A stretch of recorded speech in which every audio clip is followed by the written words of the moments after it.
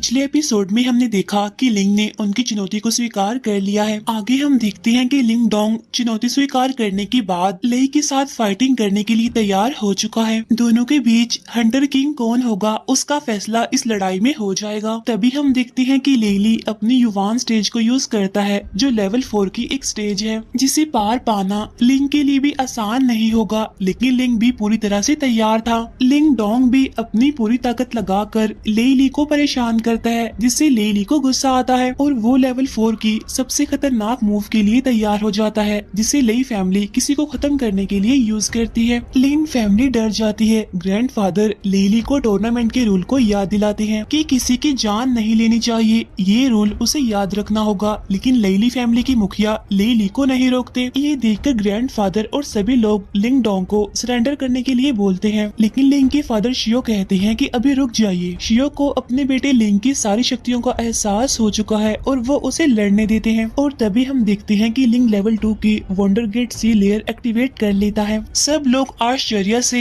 लिंग को देखते हैं। लिंग किस तरह से लेवल 4 स्टेज की मूव को लेवल 2 स्टेज से सामना करेगा, लेकिन लिंग डोंग सभी लोगों को तब चुका देता है जब उसकी लेवल 2 की लेयर का सामना आसानी से कर लेता है और लेली को अपने स्ट्रॉन्ग मूव से दूर फेंक देता है जिससे लेली बुरी तरह जख्मी हो जाता है जो उठने के लायक भी नहीं बचता और किसी को भी ये विश्वास नहीं होता कि लिंग डोंग आखिर ऐसा कैसे कर सकता है। सबकी उम्मीदों से बढ़कर लिंग लेली को हरा देता है और जैसा कि तय हुआ था कि लेई फैमिली हारने पर वुडन विलेज उनके हवाले कर देगी। लेली को हराने पर लिंग डोंग की बहुत तारीफ हुई और उसे लिन फैमिली का सबसे ताकतवर योद्धा माना गया। आगे हम देखते हैं कि लिंग और उसकी बहन टैन दोनों पाइथन बेबी के साथ खेल रहे हैं जिसका नाम शोयान रखा है और उसकी देखभाल वो कर रहे हैं। तभी पाइथन बेबी एक चट्टान को खोदने लगता है जहां उन्हें एक गुफा मिलती है। लिंक और पाइथन बेबी दोनों उस गुफा के अंदर जाते हैं जहां लिंक को लावा रूपी एक जगह दिखती है जहां पर उसे एक पेड़ से कुछ शक्तियां प्राप्त होती हैं जो लिंक सहन नहीं कर पाता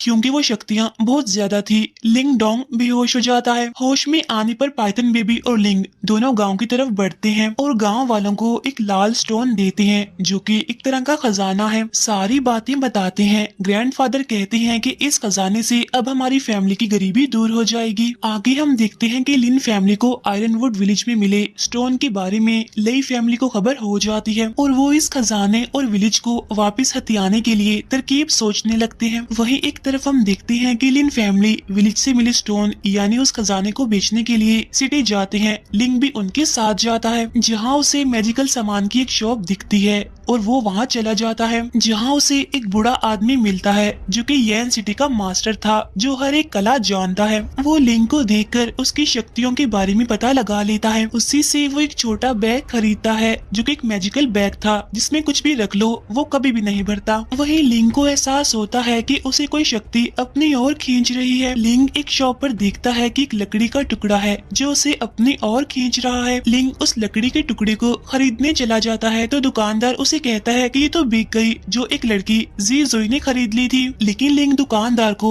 ज्यादा पैसे देकर उस लकड़ी के टुकड़े को मांगता है। तभी उस लड़की के साथ आए हुए सिपाही लिंग पर खंजर से हमला कर देते हैं, लेकिन हम देखते हैं कि उनके खंजर हवा में उड़ रहे हैं जो कि ये सब येन सिटी के ग्रैंड मास्टर का कमाल था। जी जोई वो लड़की भी उन्हीं की शिष्या थी। इस कला को माइंड पावर भी कहा जाता है जिसमें माइंड से हम किसी भी चीज को काबू में करके उसे अपने हिसाब से यूज कर सकते थे। ग्रैंड मास्टर लिंग की शक्तियों को जानने के कारण उसको ये कला सिखाने के लिए ऑफर देता है, लेकिन लिंग मना कर देता है। ग्रैंड मास्टर लिंग को अपनी एक बुक देते हैं जिसमें सभी लेवल के बारे में जानकारी होती है, साथ में कभी भी लिंग उनसे ये कला सीख सकता है। वो ऐसा ऑफर भी देते हैं। तभी लिंग का साथी आता है और वो लिंग को बताता है कि ब्लैक वॉन्डर ने गाँव पर अटैक कर दिया है जो वुडन विलेज हथियाना चाहते हैं जिसमें बहुत कीमती स्टोन्स हैं। लिंग विलेज पहुँचता है और देखता है कि वूसा नाम का उनका बॉस शो यान को जख्मी कर देता है। तभी लिंग उसके सामने आ जाता है और अब दोनों आमने सामने थे। वो सा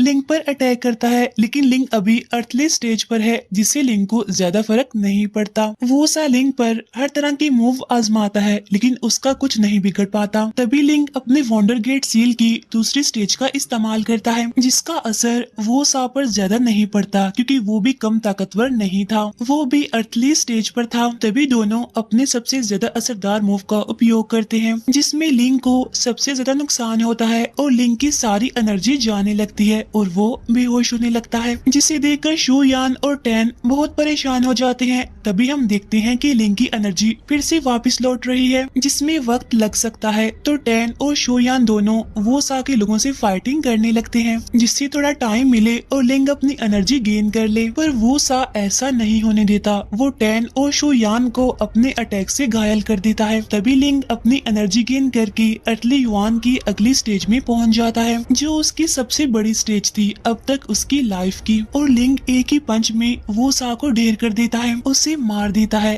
और इसी के साथ ये एपिसोड यहीं खत्म होता है। इस सीरीज के अगले एपिसोड जल्द ही इस चैनल पर आ जाएंगे, तो चैनल को सब्सक्राइब करना मत भूलना और नोटिफिकेशन बेल भी ऑन कर लेना ताकि कोई भी वीडियो आपसे मिस ना हो। तो मिलते हैं आपसे अगली वीडियो में, तब तक के लिए गुड बाय।